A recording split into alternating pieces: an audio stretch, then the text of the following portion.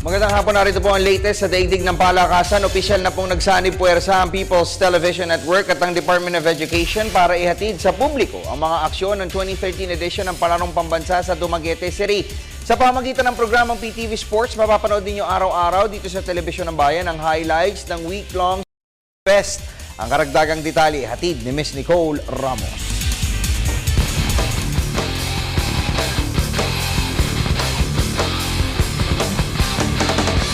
Matapos ang 18 taon, muling mapapanood sa national television ang mga highlights ng taunang palarong pambansa. Ito'y matapos ang mga signing sa pagitan ng mga opisyales ng People's Television Network at Department of Education. Dito ay nagkasundo ang magkabilang partido ng buhayin ang television coverage ng annual Grassroots Sports Development Program ng bansa.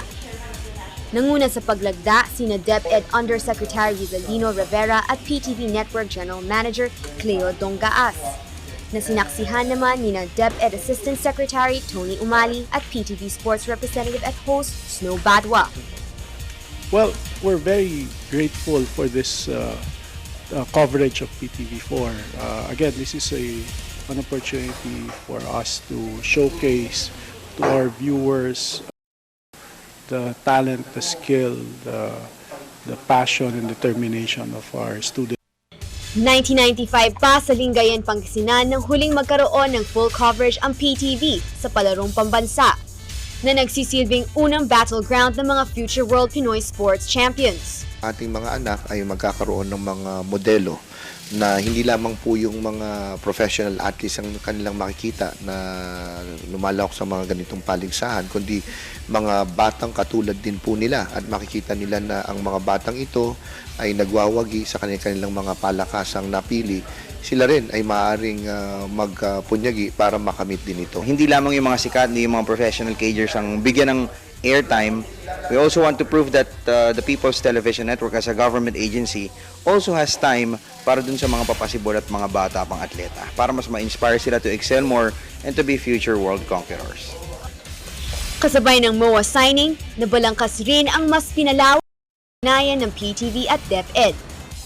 Umaasa ang pamunuan ng dalawang government agencies na mas lalong iinit ang kanilang relasyon tungo sa mas marami pang quality TV programs na angkop sa lahat ng edad. Kaya't ngayon pa lamang ay umaasa na si PTV General Manager Cleo Dongaas na mas maraming worthwhile programs na ipoproduce ang PTV at DepEd, hindi lamang patungkol sa sports.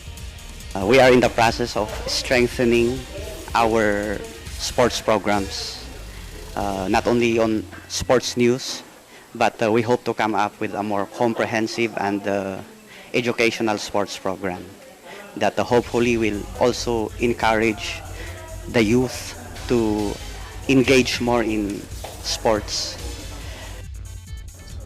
Ang highlights ng 13th edition ng Palarong Pambansa ay mapapanood araw-araw dito sa Telebisyon ng Bayan. Simula April 22 to 29, alas 5 ng hapon hanggang alas 6 ng gabi.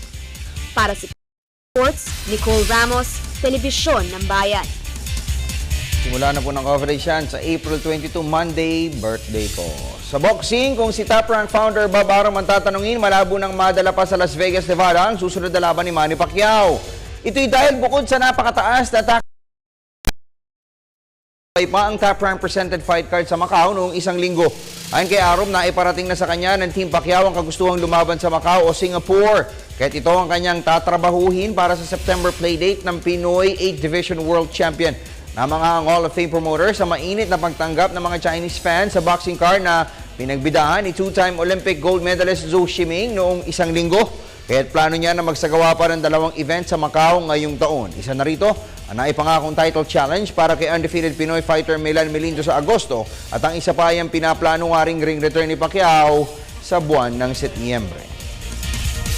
At sumayin niyo po ang mga pinakasariwang balita sa daigdig ng palakasan. Tumutok mamayang alas 5 ng hapon sa PTV Sports. Ako po ang inyong likod, Snowball.